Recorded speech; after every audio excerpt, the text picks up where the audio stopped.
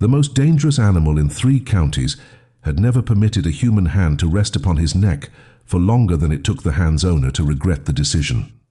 He was black as new ink and enormous, the kind of horse that makes experienced riders reassess their relationship with riding, and he belonged to a duke who was, by all accounts, rather similarly constructed. Both were considered magnificent. Both had a well-documented history of throwing people who came too close. His name was Atlas. The duke's name was Norwood. Their reputations had arrived in Derbyshire well ahead of them. And then a groom's daughter came to the estate with muddy boots and a carpet bag and a quality of stillness that made even Atlas look up from his bad mood. This is the story of what happens when you stop being afraid of the things that are simply afraid of you. Tell me something in the comments tonight. Have you ever met someone who seemed impenetrable and turned out to simply be waiting to be understood? Leave me your city, your hour, your thoughts. I read everyone. Winifred Foxcroft had been told, by 4 separate people on the road from the village, that Norwood Park's black stallion had thrown 17 riders. The 4th person to tell her was the coachman, who had already told her 3 miles back, but seemed to feel the information bore repeating. She thanked him the 2nd time with the same mild expression she had used the 1st time, and stepped down from the hired coach into a stable yard that smelled of October and clean straw, and the particular kind of organized activity that suggests a well-run estate managed by someone who does not tolerate disorder. She knew that smell. Her father had created it here for 22 years. Thomas Foxcroft had been head groom at Norwood Park since before Winifred was born. He had died in August, quietly, in the small cottage at the edge of the estate, with his boots still polished and his horses still the best-kept animals in the county. He had left behind 1 widow, 2 daughters, a moderate collection of leather-working tools, and an arrangement with the estate that needed to be concluded, certain wages outstanding, a quarter-day settlement, the matter of the cottage itself. Winifred had come to conclude it. Her younger sister Fanny was 16 and required, at some point in the next 2 years, the sort of introduction to society that cost money. Their mother had a chest complaint that required coal fires through the winter. These things were not anxieties. They were simply the arithmetic of her life, and Winifred was rather good at arithmetic. She had dressed for practicality rather than impression, a grey muslin dress under a charcoal wool spencer, her brown hair pinned in a plain knot at the back of her head, her boots the kind that had been resoled twice and would be resoled again.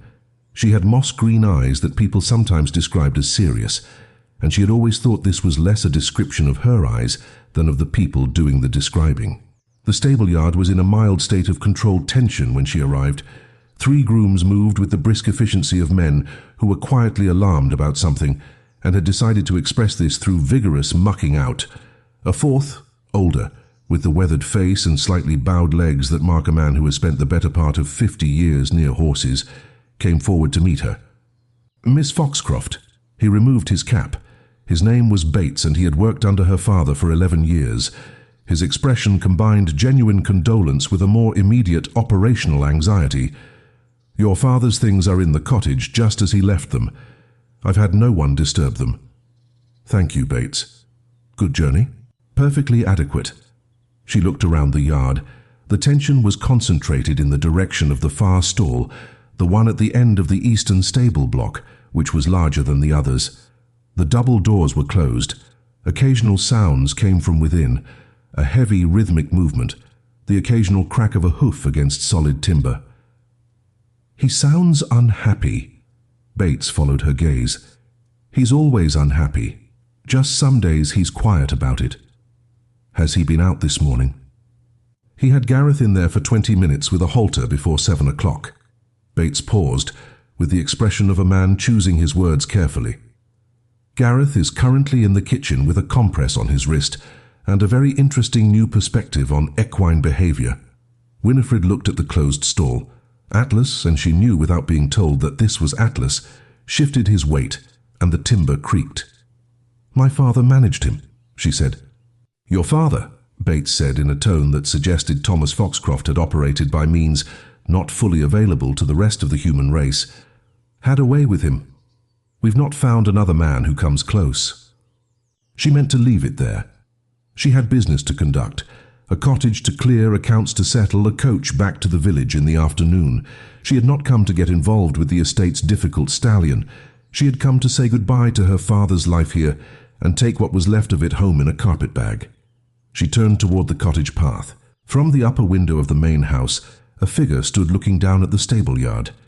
She noticed it the way you notice a shadow, not exactly seeing it, just registering a change in the quality of the light. When she looked up, directly, the figure did not move. She could not make out his face at this distance, only the dark shape of him against the pale interior of the room. She looked away first, because she had somewhere to be, and the figure in the window had nothing to do with her business here. She was wrong about that, of course, but she did not yet know it. The cottage was exactly as her father had left it, small-ordered, carrying his particular scent of neat's foot oil and pipe smoke, and something she could not name that was simply him. She stood in the doorway for a moment before going in, because entering felt definitive in a way she was not entirely ready for, and then she went in, because she was not the sort of person who stood in doorways indefinitely waiting for feelings to resolve themselves. She spent 2 hours going through his things. She wrapped his tools carefully, because Fanny had asked for his all and her mother had asked for his Sunday coat, and she parceled everything else into the practical categories of keep, sell, and dispose. She did not cry, which was not because she did not feel anything, but because she had found over the years that crying was considerably more useful as a private activity conducted at night, where it did not interfere with the things that needed to be done during the day. By noon she had filled 2 boxes and the carpet bag, and drunk the tea that Bates had sent over by a kitchen boy named Percy, who was approximately 13, and deeply uncertain about whether he was supposed to bow to her. She told Percy he was not required to bow, and he looked so relieved she nearly laughed. She was carrying the second box out through the stable yard when Atlas got out. In retrospect, it was the latch.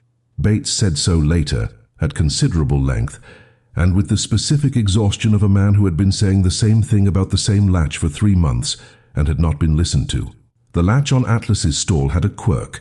Under ordinary circumstances it caught correctly. But if the inner bolt was not set as well as the outer one, and if the horse in question was at a certain angle with a certain amount of momentum pressing against the lower left corner of the door, the whole apparatus swung open with a confidence that was, in the circumstances, rather alarming.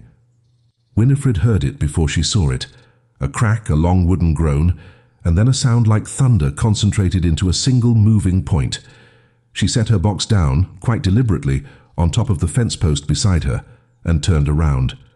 Atlas was 17 hands, and some additional inches that had never quite been agreed upon. In the open air of the stable yard, free of the stall that had been entirely inadequate to contain him even before it had let him out, he was a revelation. He moved the way storms move, not fast exactly, but with a sense that he was occupying more space than was technically his, and had decided not to be concerned about this. His coat was the deep flat black of iron just before it cools, his mane shockingly thick, his face carrying the single white blaze down its center that her father had described in letters home as the mark of a horse that knows exactly what he is. His dark, amber-brown eyes were wild. 3 grooms scattered with the practiced urgency of men who had done this before. Bates shouted something authoritative that Atlas declined to acknowledge. A horse further down the block responded with its own alarm call, which did not help.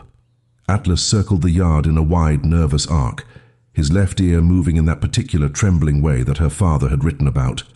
Not fear, exactly, but the heightened state that precedes a decision the horse is still making. Winifred did not move. This was not bravery. It was, more precisely, the recognition that running was the worst possible response to a frightened horse of 17-odd hands, and that standing completely still was the second best option available to her. The best option, her father had always said, was making yourself the most interesting stationary object in the vicinity. She exhaled slowly, dropped her shoulders, let her hands hang loose at her sides. Atlas completed his arc and came back around toward her end of the yard. He was still moving fast, still alarmed, and the white blaze caught the October light and went very bright. She said quite quietly, "All right then." It was not a command. It was not even precisely addressed to him. It was just sound, her voice at its ordinary register, calm, carrying the same inflection she might have used if someone had arrived unexpectedly for tea. Atlas slowed. He did not stop, and not yet. He circled again, but the circle was smaller and slower this time, and his ear was moving differently. She waited. Bates had gone very still somewhere behind her. The yard had gone nearly silent, just the sound of hooves on stone and her own steady breathing. On the third circuit, Atlas stopped 3 feet in front of her. He was blowing hard, his sides moving, his head high, but he was standing, his amber-brown eyes fixed on her with an intensity that was not aggression. It was something more like a question. She did not reach for him. She stayed still and let him smell the air around her, which she was aware smelled of neat's foot oil and pipe smoke and grief, all of which she had carried out of the cottage. His nostrils worked. The left ear stopped trembling. Then, with the deliberate weight of a creature choosing to put down something he has been carrying, he dropped his great head, not all the way, not into her hands, just down, an inch, maybe 2, lowering the angle of his neck in a way that was not submission, but was something adjacent to it. She lifted her right hand very slowly, palm up. She moved it toward his nose and stopped just short of touching him, letting him make the final distance himself. His nose touched her palm.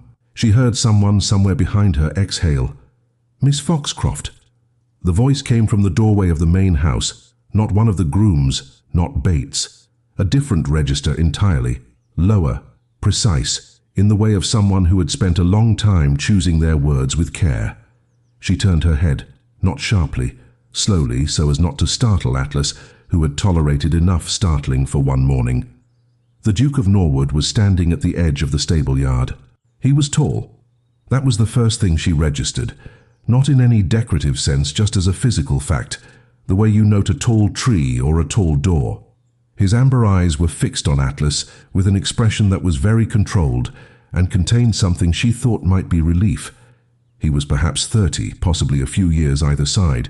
His coat was dark, his cravat impeccable, his boots the kind that cost more than her father's annual wages. He looked at her. She looked at him. Atlas between them sighed, a long, heavy sound that a horse makes when it has decided at last that a situation is no longer an emergency. The Duke said, "How did you do that?" Winifred said, "I didn't do anything. I simply didn't run." He was quiet for a moment. She was not sure if he was considering this or dismissing it. His face offered no particular clues. "Are you injured?" "No." "Come inside when you have him settled," he said. "I'd like to speak with you." He turned and went back into the house, and she could not tell from his retreating back whether this was a request or an instruction. She decided, on balance, that it was probably both. She looked back at Atlas, who had pulled his nose away from her hand and was now regarding her with the philosophical expression of a horse that has behaved badly and knows it, and is not particularly apologetic. "Well," she said, to no one specifically. "Quite. The Duke's study was exactly the kind of room you would design if you needed to communicate that you were not to be trifled with. Large, precisely ordered, furnished in dark oak and leather, with a fire that had been burning long enough to take the chill off, but had not been allowed to become welcoming. Books were shelved by subject. The desk was clear. The only evidence of anything resembling personal life was a single ink stain on the desk's right corner, old enough that someone had given up trying to remove it, and a small carved horse on the windowsill that had the look of a child's thing kept past childhood. Peregrine Norwood, Duke of Norwood, stood with his back to the fire, which was either a power statement or a habit, and she could not immediately tell which. "You are Thomas Foxcroft's daughter." "Winifred Foxcroft," she confirmed. "I came to settle the accounts and collect his things. Your father managed Atlas." He said it without preamble, without softening. He was the only person who could manage him consistently. Since August, we have had 3 men attempt the position. 2 of them withdrew. 1 remains, but he will only approach the horse with 2 other people present, and a fence between them, which limits his usefulness considerably. She waited. "You just walked into an open yard with a loose stallion of 17 hands and talked him into standing still." "Which is," the Duke said, with a restraint that suggested he was aware of what he was saying, more than any of the 3 men managed in their best sessions. "I grew up around my father's methods," she said. "I learned them young." Evidently. He looked at her for a moment in a way that was not exactly personal, but was not impersonal either. The way a man looks at something when he is deciding whether it is what he thinks it is. I would like to offer you the position. Winifred was quiet. The fire shifted. Outside, somewhere in the direction of the stables, Atlas made a sound that carried easily through the walls, not distressed now, just present, existing loudly, as was his custom. I recognize, the Duke continued, that it is irregular. The position has traditionally been held by the head groom, but Bates is 53 and has a shoulder that troubles him, and his authority in the yard does not depend on his ability to personally manage every horse. You would report directly to me on Atlas specifically. May I ask, she said, what the wage is? He named a figure. It was, she noted, the same figure her father had been paid, which was a carefully chosen equity, she suspected, designed to be difficult to argue with. It was also more than adequate for what she needed. She thought about her mother, about Fanny's spring season, about the coal bills through January and February, which did not care about anyone's circumstances. What would the terms be, she said. 12 months reviewed at the end, a room in the servants' hall, meals, the morning session with Atlas from 7 to 9, the afternoon session at 3. You'd have authority to restrict access to his stall, which has been the source of approximately 60% of the incidents. She almost smiled. She did not quite, but it was close. I should like to think about it, she said. Of course. She thought about it for approximately 10 seconds. I accept. Something shifted in his expression. Not relief, it was more contained than relief, more like the very small adjustment of a calculation that had resolved correctly. Good, he said. Dorothea Norwood, the Duke's aunt, arrived precisely at this moment, which was not a coincidence. Dorothea was 61, brisk, sharp-eyed, and possessed of the particular kind of social instinct that allows one to materialize at the exact moment one's presence will be most commentary-worthy. She was wearing dark grey silk and an expression of concentrated inquiry. Peregrine. She looked at Winifred with the forthright assessment of a woman who had been judging social situations for 4 decades and had grown too old to pretend otherwise. This is Thomas Foxcroft's girl. Winifred Foxcroft, Winifred said. Yes. You calmed Atlas. It was not quite a question. He calmed himself. I was simply nearby. Dorothea considered this. She turned to her nephew. You cannot have a groom's daughter living in the household, Peregrine. You know that. I am not having her live in the household, the Duke said, with the patience of a man who had anticipated this objection and had his response ready. I am employing her. There is a distinction. The distinction, Dorothea said crisply, has never, in my experience, prevented a single soul from talking. Then they will talk, he said. They will find something else to talk about within the fortnight. Dorothea made a sound that was not quite agreement and not quite disagreement, and functioned primarily as a registered protest. She looked at Winifred once more, a longer look this time, measuring something other than social position. Your father, she said at last, kept that horse alive when everyone else was advising against it, including me. I was wrong to advise against it. He was a good man. She did not apologize for the objection she had just raised. She did not need to.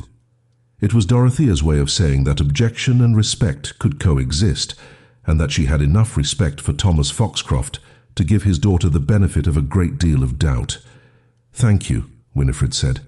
Dorothea left, and the Duke looked at the door she had closed behind her with the expression of a man who has lived with that door for 30 years and finds it entirely predictable. She will come around, he said. I didn't need her to, Winifred said, but thank you for thinking of it. He looked at her, and she held the look with the equanimity of someone who has had a long day and is conserving her energies. Then he nodded once, as if that settled something that had not quite been spoken aloud, and said that Bates would show her to her room. She went, carrying the carpet bag that now also held her father's tools, and his Sunday coat and the small pressed flower she had found between the pages of his almanac, which she had not mentioned to anyone and had not been able to bring herself to leave behind. The routines of Atlas were, Winifred discovered, not so much a schedule as a negotiation conducted fresh each morning. He was capable of perfect compliance for days at a stretch, standing still for grooming, accepting the halter, permitting the inspection of his hooves with a grace that made her think he understood it was necessary.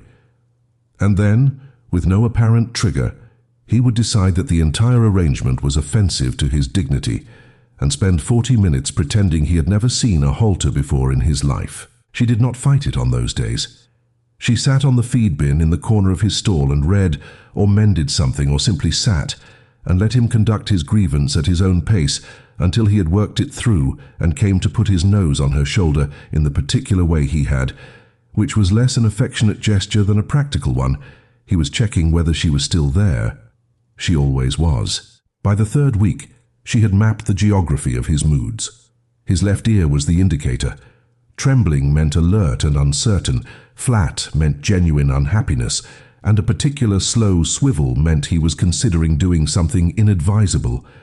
She had developed a corresponding vocabulary, not commands exactly, more like conversational responses, low sounds, short phrases, nothing that demanded or insisted, everything that simply noted and continued to be present. Bates watched her with the slightly awed expression of someone witnessing a skill they recognize but do not possess. "Your father used to do something similar," he said one morning. "Talk to him. I never could make head nor tail of what he was saying half the time, just talking." "It's not the words," she said. "It's the sound of someone who isn't frightened. And you're not frightened." She considered Atlas, who was regarding a bucket with the settled hostility of someone who has decided the bucket is personally responsible for a recent inconvenience. "Not of him," she said. She became aware of the Duke on a Tuesday morning, 10 days into November. She had not been unaware of him before that.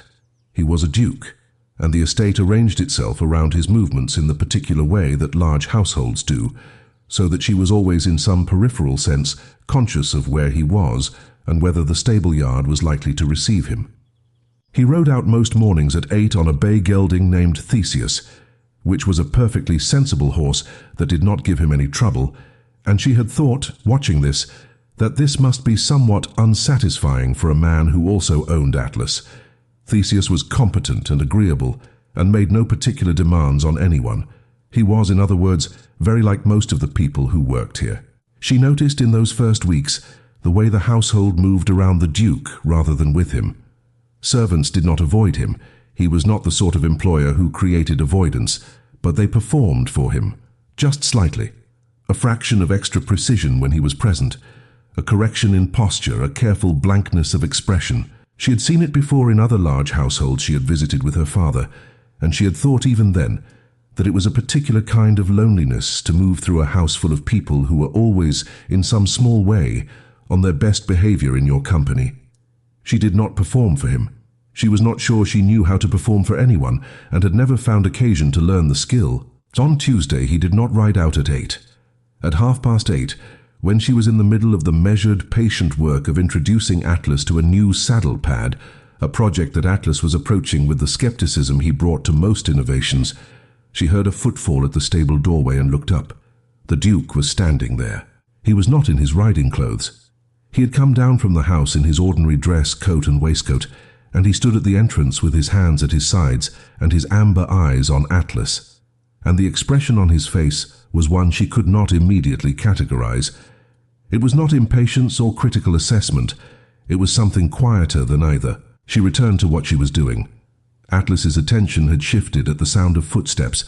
His left ear tracked the doorway, and she made a soft sound that brought it back. Slow work. She moved the pad an inch closer, waited. Atlas smelled it with all the suspicion of a horse who has been surprised before. She did not hurry. The light in the stall was good. November sun, low and gold, coming through the high window. The Duke did not speak. He also did not leave. Winifred was aware of his presence the way you are aware of weather, not obtrusively, but as a fact about the environment that you factor in. She did not adjust her manner or her pace for it. She simply continued what she was doing, and he continued standing there, and Atlas continued demonstrating that he found the saddle pad philosophically troubling.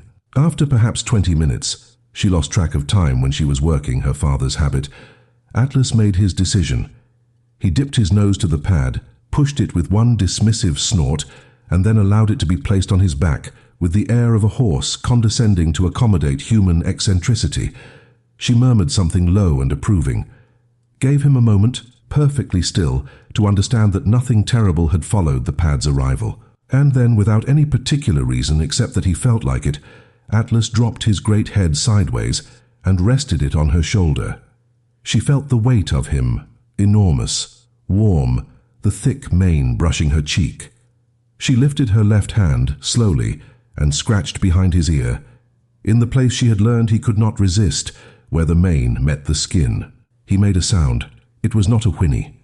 It was lower, private, something between a sigh and an exhale. The sound she had come to understand, that Atlas made when he had decided to trust. She heard the Duke leave. Not loudly, just the sound of a footfall, and then the absence of it.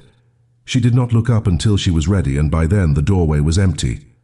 He came back the next day and the day after, always at the same time, always in the doorway, always silent. She began to think it had become a kind of appointment, not with her exactly, but with the stable, with the thing that happened there, with Atlas demonstrating incrementally that he was capable of being something other than what everyone expected. She wondered sometimes in the evenings in her small room whether the Duke was watching the horse or watching the method. She decided eventually that it was probably both, and that the distinction might matter less than she had thought. She did not think about his eyes, which were amber and direct and contained a quality she could only describe as watchfulness, the look of someone who has spent a long time looking for things without quite finding them. She did not think about this, or at least she thought about it only the appropriate amount. The appropriate amount turned out to be rather more than she had originally intended. On Friday, he brought her a cup of tea. She was not sure how he carried it without anyone noticing. It was the Duke's household, and presumably the Duke could carry whatever he liked, but he appeared at the stable doorway with it and set it on the post beside her, without interrupting what she was doing, and then stood in his usual place and did not mention it. She finished the session, settled Atlas with his morning hay, and picked up the cup. "Thank you," she said. "You haven't eaten since 6, he said, which meant he knew when she went to the kitchen in the mornings. She chose not to examine the implications of this too carefully. The tea was exactly the right temperature, which suggested he had timed it. It smelled of the bergamot she liked and which she had not told anyone she liked. She drank it and looked at Atlas, who was eating with great self-satisfaction, the long black mane falling over one eye. The Duke stood beside her in silence, and it was, she noted, filing the observation away under the appropriate heading, a comfortable silence, the kind that requires trust to exist. Lord Cecil Oakhurst arrived on a Wednesday with a letter of introduction from his solicitor, a quantity of self-consequence that preceded him into rooms, and an opinion about everything in the county that he had never been shy about sharing. He was 47, with the build of a man who had been athletic in his youth and had since decided that achievement was sufficient evidence of virtue. He owned the next estate north of Norwood Park, which was smaller, and seemed to feel this asymmetry required some active compensation. His business with the Duke was minor, a question of a shared drainage ditch, and whose responsibility the maintenance of it was. It took approximately 40 minutes to discuss, and could have been managed entirely through correspondence, but Lord Oakhurst was also a man who preferred the social dimension of things. Winifred encountered him in the stable yard at 2:30. She was brushing Atlas's mane, a task that Atlas tolerated in the winter months because he found the warmth of sustained proximity agreeable, even if he refused to let this soften his general manner, and was not looking at the yard entrance, because Atlas's mane required attention. Lord Oakhurst walked into the yard with Bates and 2 of the grooms, conducting a tour of the stables with the proprietary ease of a man who has toured many other people's stables. He said something about the stone of the stable block, something about the quality of the hay, and then he saw Winifred and stopped. "I was not aware," he said, to no one in particular, in the voice of a man who is addressing an audience whether he has one or not, that Norwood had a woman managing the yard. Bates's expression shifted to the calibrated neutrality of a man who knows something unpleasant is coming and intends to be very professionally uninvolved in it. "She handles Atlas specifically," he said carefully. "Atlas?" Lord Oakhurst looked at the horse, and then at Winifred, and then at the horse again. And in what capacity precisely does she handle him? Only I find myself curious about the nature of the arrangement when it is conducted in such, shall we say, proximity. He did not say anything explicit. He was far too experienced for that. He simply placed the suggestion in the air and let it take up residence there, with the practiced ease of someone who has been making people uncomfortable at county dinners for 2 decades without saying anything technically actionable. Winifred continued brushing. "Atlas," she said without turning around, "has thrown 17 riders, my lord. If you would care to demonstrate the correct management of him, I will step aside quite happily." There was a silence. Lord Oakhurst did not, in fact, step forward. Atlas, for his part, turned his enormous head very slowly toward the new arrival, and regarded him with amber brown eyes that communicated without ambiguity that he found the man unimpressive. His left ear moved through the slow swivel that meant he was considering something. Oakhurst took a small step backward. "Quite," he said into the silence, which had become quite pointed. "The position," said a voice from the archway of the stable yard, "was offered on the basis of demonstrated competence, which has been considerable." The Duke of Norwood was standing in the arch with his hands behind his back, and there was nothing theatrical about it. No drama, no announcement. He had simply arrived as quietly as Winifred had been learning he did everything, and had evidently been there long enough to hear the conversation. Lord Oakhurst turned toward him with the smooth social recovery of a man who has been caught out before and has had considerable practice. "Norwood, I was simply remarking—" "I know what you were remarking," the Duke said pleasantly. The pleasantness was, Winifred thought, more pointed than sharpness would have been. Oakhurst found something interesting on the middle horizon. He made several comments about the weather, the drainage ditch, and his hope that the county's social calendar would bring them together again before Christmas.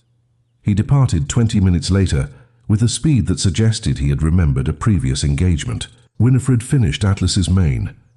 Atlas, satisfied, leaned his jaw against the top of the fence rail and closed his eyes. He was, in his way, a very judgmental animal, and he had formed his opinion of Lord Oakhurst rapidly. The Duke did not say anything to her, specifically, before he went back in. He only looked at her for a moment, not an apologetic look, not a congratulatory one. More, she thought, as if he were confirming something he had already known and was filing it away. That evening, Dorothea came to the servants' hall before Winifred's supper, and sat across from her with 2 cups of tea and a slice of seed cake, which she set down without comment. "Your father," she said, settling into the chair with the conviction of a woman who does not sit comfortably in the servants' hall, but refuses to be awkward about it, "used to bring that horse sugar cubes from Cook's kitchen. Not officially, you understand. Atlas was devoted to him. Everyone knew about the sugar cubes and no one said anything, because the horse was manageable and that was what mattered." She poured her own tea. Winifred watched her. "He would have been very pleased," Dorothea said, "by this morning." She did not specify which morning she meant. She did not need to. Winifred drank her tea and thought that the Duke's aunt was considerably more complicated than she appeared, which she suspected was something Dorothea had cultivated quite deliberately. The storm came in from the west on a Saturday night in late November, the kind that announces itself all day in the quality of the light. A low, yellow-grey sky that presses down on the landscape and makes the hills look close and the distances uncertain. Winifred was not asleep when the knock came, because the wind in the chimney of her small room had been sufficiently lively for the previous 2 hours to prevent it. She had been lying in the dark, listening to it, and thinking, with the unhurried patience she brought to most things, about nothing in particular, and everything in general. Bates's boy knocked at 1:30. "Miss Foxcroft, it's Atlas." She was up before he finished the sentence. She dressed in a minute. Stockings, boots, wool dress, the thick coat over the top of everything because the storm was not the sort that concerned itself with her comfort, and came out into a stable yard that had been entirely rearranged by wind and horizontal rain. A lantern was swinging hard on its hook by the main doors, throwing wild light. The sounds from Atlas's stall reached her before she reached the stable. Not screaming, Atlas did not scream, but a concentrated, repeated percussion that was worse than screaming in its methodical quality. the sound of a very large animal repeatedly testing whether walls were in fact as solid as claimed. 3 grooms stood outside his stall. 1 held a lantern. All 3 had the expressions of men who had already made a decision about going in, and the decision was no. "He started at the first thunder," Bates said behind her. She had not heard him approach. "The lightning's what does it. Has done as long as anyone can remember." She looked through the grill in the upper door. Atlas was at the far wall. He had turned himself in the stall so that his hindquarters were toward the door, which was not a good sign, and his head was pressed into the corner in the particular way of a frightened horse trying to make himself small, which would have been moving if it had not also been extremely dangerous. His sides were heaving. The stall smelled of sweat and distress. There was a crack of lightning outside, close, white, filling the stable with 1 second of flat, sourceless illumination, and Atlas drove both back hooves into the stall boards. The wood held, but only just. "He's going to injure himself," Winifred said. "We know," said the groom with the lantern in a tone that meant yes, and she slid the bolt on the stall door. "Miss Foxcroft," she went in. The space was small for him. All the space was small for him, but this particularly so with him in this state, turning now at the sound of the door, his amber-brown eyes showing white at the edges. She moved to the left-hand wall and stopped there, away from his hindquarters, away from his kicks. "Atlas." His head came up. The left ear went flat. "I know." She kept her voice at its everyday register, not soothing, not commanding, just conversational, the way she talked to him during the morning sessions when everything was ordinary.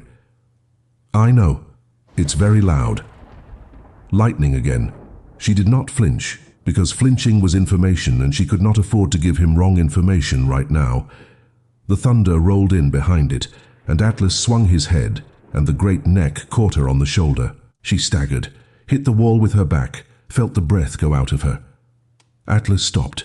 He went, in the span of half a second, completely still, the way horses sometimes do when they have done something they did not mean to, and the doing of it has frightened them more than whatever had frightened them before. He looked at her, pressed against the wall, and his breath came in long, ragged pulls. She looked back at him. "I'm all right," she said. He blinked. She pushed off the wall slowly and moved toward him. Her shoulder was going to be extraordinary colors by morning, but she could move, and the pain was the sort that was tolerable if you breathed through it. She put her hand on his nose, on the white blaze, right at the center, and stood there. Outside, the thunder continued. Inside, Atlas dropped his head. Not into her chest, the way he sometimes did after a difficult session. Just down, gradually, degree by degree, the enormous weight of him descending until his nose was nearly at her knee, and she was standing with her hand on the back of his neck, feeling the heat of him, the shaking subsiding. She heard the stall door open behind her. Peregrine Norwood came in without ceremony, in his shirt sleeves, no coat, a lantern in his right hand. His hair was undone, dark, untidy, longer than she had known it to be in the formal arrangements of daytime.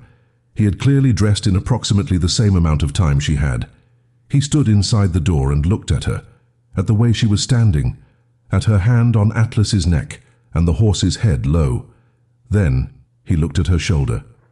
"Come out," he said. She did. She handed Atlas off to Bates with quiet, specific instructions. Extra hay, the blanket from the hook on the left, leave the lantern lit in the corner. And then she walked out of the stall into the corridor, and the door was closed behind her. The Duke set his lantern down on the feed chest. He looked at her shoulder. "May I?" She turned slightly so he could see. He moved behind her and placed his hands on her shoulders, very carefully, feeling through the wool of her coat where the joint was and whether it was where it should be. His hands were careful. She watched the lantern flame. "Not broken," he said. "No." "Badly bruised." "Yes." He came around to face her. He still had his hands on her upper arms, which he seemed to realize a moment after she noticed it, and he removed them, not quickly, with a kind of deliberate care, as if hurrying would make the gesture more conspicuous.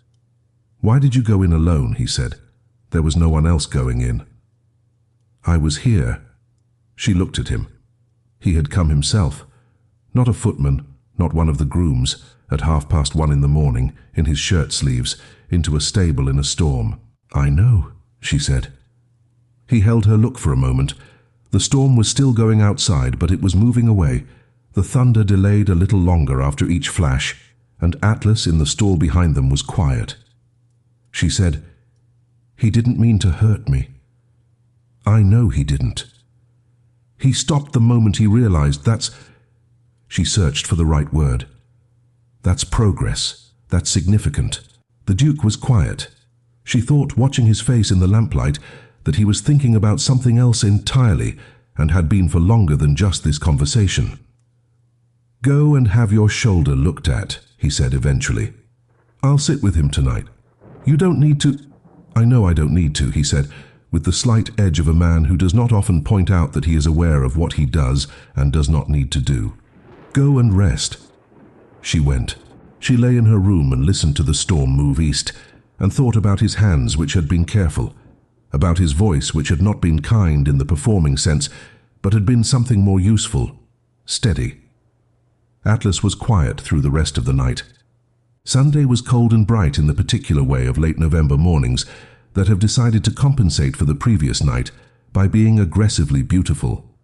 The sky was the pale, washed blue of something that has been rinsed clean. The parkland glittered. Winifred's shoulder was, as predicted, extraordinary colors. She moved it carefully and found it had a workable range and would not be improved by further immobility, and so she went to the stable at her usual time, because Atlas expected her, and the expectations of a horse she was responsible for outranked the comfort of a bruised joint. Atlas was subdued. He greeted her at the stall door in the particular way he had, head over the top watching her approach, and when she came in, he pressed his nose very deliberately against her upper arm, on the bruised side, with a gentleness that was so at odds with his general character, that Bates, watching from outside, made a sound that was not quite a laugh. "He knows," Bates said. "He always knows," she said. She spent the morning on light work, brushing, the quiet routine of being present without demanding anything. Atlas was cooperative. The left ear remained still and relaxed. Outside, the estate came slowly back to life after the storm, the grooms clearing debris, Bates directing the repair of the fence section the wind had taken down. At 11 o'clock, the Duke appeared at the stable doorway. He had slept, she could see it, but not abundantly. He was dressed with his ordinary precision, but there was something slightly different about the line of him, the way he was standing, less contained, as if a small but significant bolt had been loosened overnight. "Walk with me," he said. It was not quite a question, but it also, and this was new, was not quite an instruction. She came out of the stall, told Atlas she would be back, and fell into step beside the Duke without ceremony. They walked the south path, down through the kitchen garden, which was bare and winter-brown, out through the gate into the south pasture. The grass was frost-stiffened, crunching underfoot. The sky pressed down low and pale and cold, which was the kind of sky she had always found more honest than spectacular ones. Footsteps behind them, heavy, measured, unhurried. She looked back. Atlas had come to the fence at the edge of his paddock, which ran along the south pasture wall, and was following them at a walk, tracking their progress with the amber-brown eyes and the relaxed left ear of a horse who is not going anywhere, but does not see why he should not observe. The Duke looked back too. Something in his face changed, something very small, barely visible, but she had been watching his face with more attention than was probably wise, and she caught it. "He's been doing that for a week," she said. "Following the fence line when I walked the pasture. I've seen," he said. They walked in silence for a while. She did not fill it. She had learned in these weeks that the Duke's silences were not uncomfortable ones. They were working ones. The silences of someone thinking through something they would rather say correctly than say quickly. "I inherited this estate when I was 19, he said at last. She waited. "My father died in March of 1804. He was 43. The estate was—" He paused, selected the word. "Requiring attention, the kind that takes several years and does not leave much room for anything besides the work." He looked at the south parkland, the bare trees, the winter grass. "I've been standing at windows for a long time, She thought of the figure she had seen at the library window on the day she arrived, a shadow against pale interior light. "There are people everywhere," he continued, "who are entirely willing to do what I require, to tell me what I want to hear, to be very competent and very agreeable, and never once say anything that costs them anything. It makes one—" Another pause. "Extremely efficient and rather solitary." She said, "Atlas wasn't difficult because he was dangerous." He turned his head toward her. "He was dangerous because everyone was afraid of him," she said. "He had no one to be calm with. Fear is contagious in horses. You can't be afraid of something and also teach it to trust you. It simply doesn't work." The silence was very long after this. Behind them, Atlas leaned his jaw on the top fence rail and watched them with the focused interest of a horse who considers himself relevant to all important conversations. "I am not going to insult you," the Duke said, "by pretending I haven't noticed." "Noticed what?" She kept her voice ordinary. He looked at her directly. His amber eyes were entirely clear, and there was something in them that was not the watchfulness she had catalogued before. It was the look of a person who has stopped looking for something because he has found it, and has not yet fully accounted for the fact.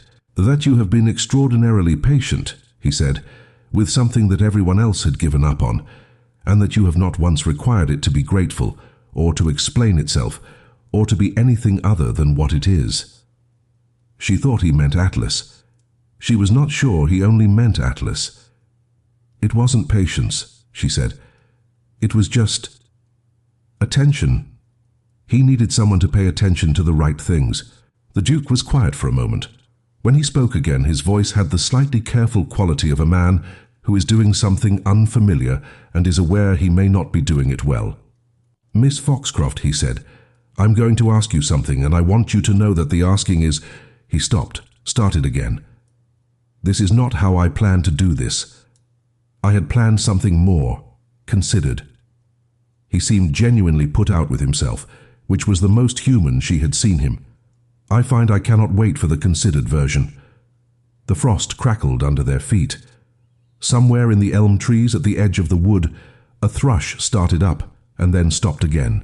"Would you consider," he said, "becoming the Duchess of Norwood, on the understanding that the position comes with a great deal of management responsibility, one extremely opinionated horse, an aunt who will object to everything you do and then be proven wrong, and—" Something shifted in his expression, "and someone who has been standing at windows for 11 years and would very much like to stop." She looked at him. She looked at Atlas, who had abandoned the fence rail and was pulling at a tuft of frost-stiffened grass with the determination of a horse who has decided this is where he will be, while important things are decided. "Yes," she said. "I think," she added, glancing at Atlas, who had looked up at precisely the moment she spoke, with the amber-brown eyes and the still left ear and the long black forelock falling over the white blaze. He already knew. The Duke followed her look. Atlas, with the philosophical equanimity of a horse who has been right about something he was not asked about, returned to his grass. Peregrine Norwood, Duke of Norwood, proprietor of 30,000 acres of Derbyshire, man who had stood at windows for 11 years and was, it seemed, finally ready to stop, smiled. It was the first time she had seen him do it unreservedly, and it changed the whole geography of his face. "Yes," he said quietly. "I rather think he did." They were married in the spring, in the village church of St. Crispin's, on a Saturday in April, when the hawthorn was just coming into flower, and the rooks were loud in the elms, and the whole county seemed to have decided to have opinions about the weather being fine. Dorothea Norwood wept, which surprised everyone who was watching, and denied it immediately when it was mentioned to her, which surprised no one. The estate had opinions too, cautious ones to begin with, the kind of opinions a large household forms when an arrangement has been irregular and has resolved itself into something permanent. They resolved into other opinions within the year, when it became clear that the new Duchess had views on the management of the home farms that she was entirely prepared to share, and that the Duke had apparently decided that being agreed with was considerably less valuable than being genuinely told. Atlas wore a silk ribbon in his mane for the wedding. Not because anyone asked him to, no one would have dared, but because Winifred put it there at 7 in the morning, before the ceremony. in the quiet of the stable in the April light, and Atlas stood perfectly still and let her do it, and put his nose on her shoulder when she was done. It was, she thought, the most formal he had ever been. He was at the fence when they came back from the church, watching the coach come up the drive with his amber-brown eyes and his still relaxed left ear, and the ribbon, slightly askew now, working loose in the spring wind. The Duke of Norwood, who had stood at windows for 11 years, went down to the fence to greet him. Atlas leaned his great head into the offered hand, and the left ear, for once, did not tremble. The most dangerous horse in 3 counties had found in the end what he had always needed, and so, as it happened, had everyone else. The shadows where romance lives.